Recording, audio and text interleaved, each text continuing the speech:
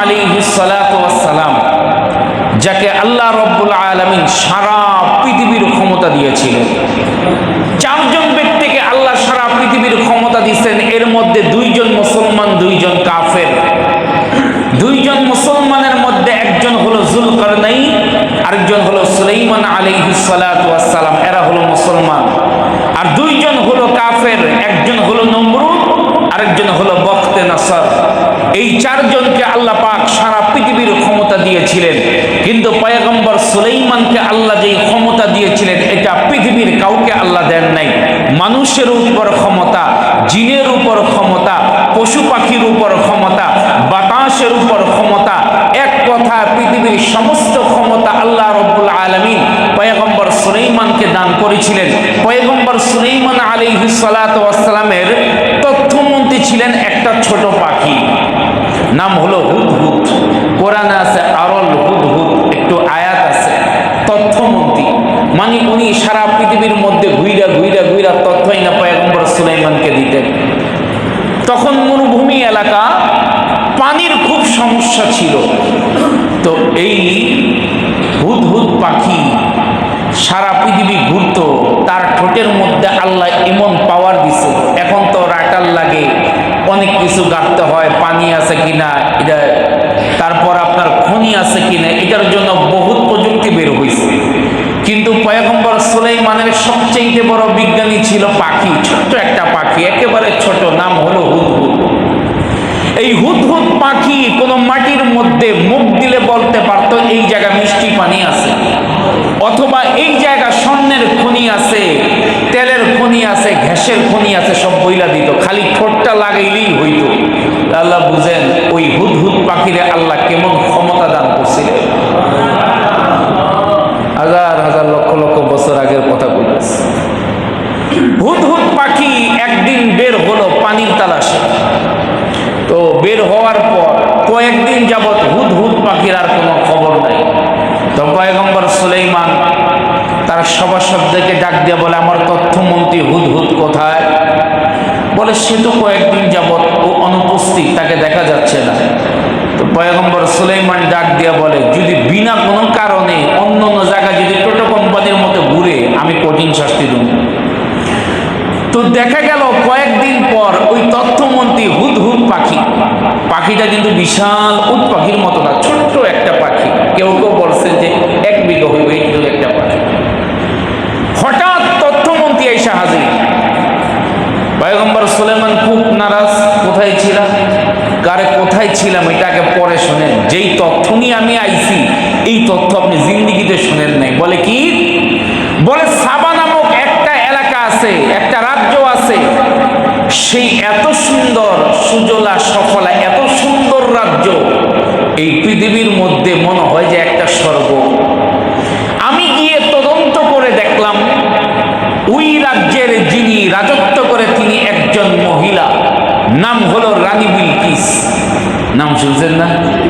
রানী বিলকিস। এই মহিলা রাজত্ব করে ঠিক আছে, কিন্তু এই মহিলা সূর্যের ইবাদত করে, আল্লাহর ইবাদত করে না।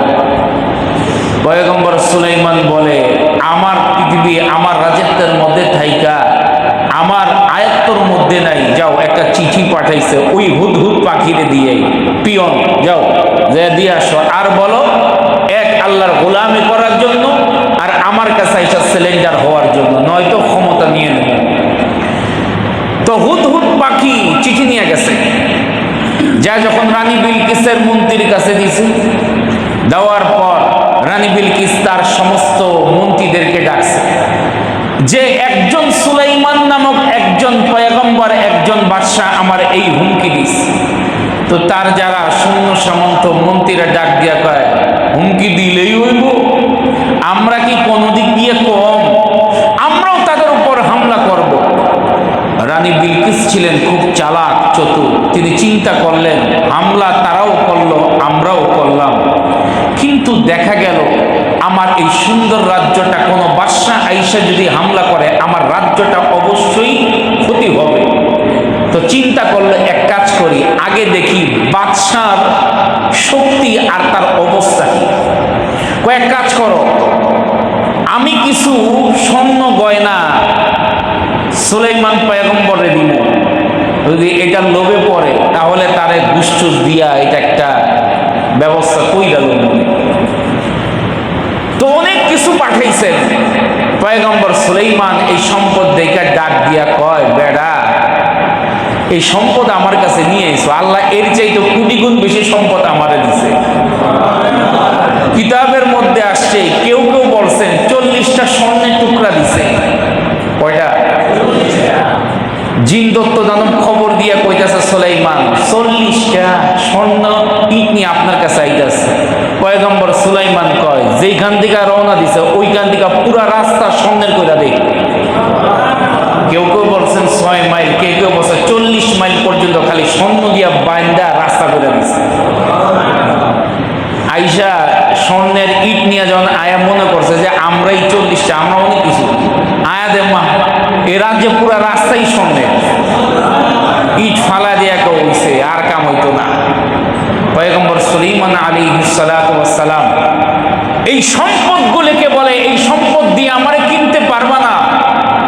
রানী বিলকিসকে বলো, হয় আমার অনুসরণ করতে এবং সূর্য পূজা ছাইরা এক আল্লাহর গোলামি করার জন্য আমি পৃথিবীর মধ্যে আসছি মানুষকে দ্বীনের দাওয়াত দেওয়ার জন্য, যদি না হয় তাহলে চূড়ান্ত পর্যায়ে হামলা হবে। এই কথা শোনার পর যেই তথ্য গিয়া দিছে, বলছে উনি তো শুধু আপনার তোর কোনো খবর নাই, আপনি তো চারদিকে পাহাড়, এর মধ্যে থাকেন। পয়গম্বর সুলাইমান সারা পৃথিবীর মালিক, সারা পৃথিবীর বাসায় লাগে পারবেন না। তো রানী বিলকিস চিঠি দিয়া বলল, ঠিক আছে আমি আপনার কাছে আইসা সিলিন্ডার হব। পয়গম্বর সুলাইমান চিন্তা করলেন, রানী বিলকিস আসার আগেই কিছু চমক তারা দেখাই। কি? ডাক দিয়া বলতেছে, 1 নাম্বার, কে আছো? রানী বিলকিসের একটা সিংহাসন ছিল অনেক বড়, যে রানী বিলকিসের সিংহাসনটা এই মুহূর্তে আমার সামনে কে না দিতে পারবো? শক্তিশালী একজন জিন, কেউ কেউ বলছেন তার নাম হলো ইফরিত। তিনি দাঁড়ায় বলতেছেন, আমি এনে দিতে পারবো। পয়গম্বর সুলাইমান কয়, সময় কতটুকু? আপনি বসা থেকে দাঁড়াইবেন, এতটুক সময়ের মধ্যে আমি রানী বিলকিসের সিংহাসন আপনার সামনে হাজির করে দেব। পয়গম্বর সুলাইমান কইব না, সময় অনেক বেশি, বসা থেকে দাঁড়াইব। কয় কতটুক সময়? কথা কয় না। কতটুক সময়? অল্প সময় না? একজন আলেম ডাক দিয়া বলে, নাম হলো আসিফ বিন বারখিয়া। উনি বলেন যে আমি, আপনি চোখ বন্ধ করবেন আর খুলবেন, হাজির হয়ে যাবেন। ক্ষমতা কার বেশি, জিনের না মানুষের? কথা কয় না। জিনের না মানুষের? আল্লাহ পাক মানুষের ক্ষমতা হলো কোরআনের মাধ্যমে। তুমি আয়াতুল কুরসি তুমি মুখস্থ করো, আল্লাহ দুনিয়ার সব কিছু তোমার বিরুদ্ধে যদি চলে যায়, এই আয়াতুল কুরসির মাধ্যমে কেউ তোমার কোনো ক্ষতি করতে পারবে না। আসিফ বিন বারখিয়া ডাক দিয়া বলে, আপনি চোখ বন্ধ করবেন আর খুলবেন, দেখবেন হাজির। তাফসীরকার বলেন, এই আসিফ বিন বারখিয়া তিনি ইসমে আজম জানতেন, তার ইলমের পরিধি অনেক বেশি ছিল। তো পয়গম্বর সুলাইমান চোখ খুব বন্ধ করে খুইলেই দেখে রানী বিলকিসের সিংহাসন সামনে হাজির, বিশাল সিংহাসন। দ্বিতীয় নাম্বার চমক আরেকটা কি? বলে, এক কাজ করো, আমার পুরা মহলটাকে কাঁচ দিয়ে সুন্দর করে বাইন্দা দাও, পানি জমাত করে কাঁচ দিয়ে বাইন্দা দাও, কাঁচ কাঁচ, যেন রানী বিলকিস আইসা প্রথম আর একটা চমক খায়। রানী বিলকিস যখন আসছে, আইসা দেখে, তখন তো আর মানুষ কাঁচ কাঁচ চিনত না। রানী বিলকিস মনে করছে পানি, তো তিনি তার কাপড় টেটে উপরের দিকে উঠাইছে। উঠানোর পর দেখে, পাড়া দিয়ে দেখে, না রে পানি না, এদিকে কি কাঁচ। চমক খেয়ে গেছে। তো ওই যে আসিফ বিন বারখিয়া, যিনি বলছেন কি, আপনি চোখ বন্ধ করবেন আর দেখবেন সিংহাসন হাজির। ইমাম আজম ইমাম আবু হানিফা বলে যে এই আসিফ বিন বারখিয়া তিনি ইসমে আজম জানতেন। কি জানতেন? এই ইসমে আজম এই আয়াতুল কুরসির মধ্যে আছে। সুবহানাল্লাহ।